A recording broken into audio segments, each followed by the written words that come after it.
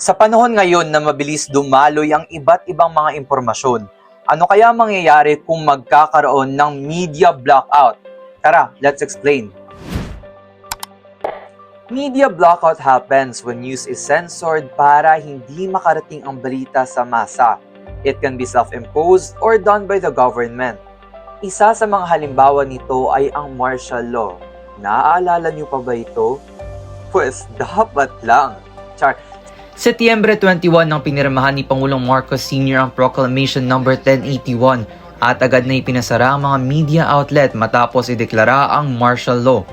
Sinara at kinontrol ang mga dyaryo, radyo at TV. Naging rason ito sa confusion at information gap sa panahong yun.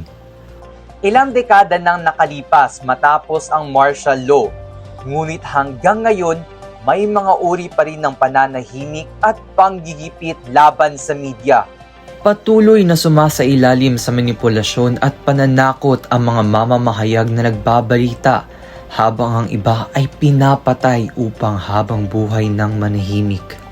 Ang ibang mga uri ng harassment katulad na ng pagbabanta at red tagging ay nagpapahina ng malayang pamamahayag.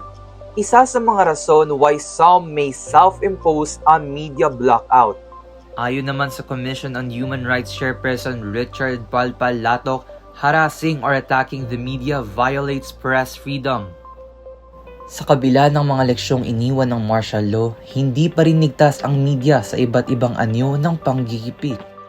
Kung walang media, malubak ang daan sa pagkuha ng impormasyon, mas madaling kumalat ang mga peking balita at mas mahirap tukuyin ang totoo sa hindi. Kapag pinatahimik ang media o ang mga taong nasa likod nito, para na ring may media blackout.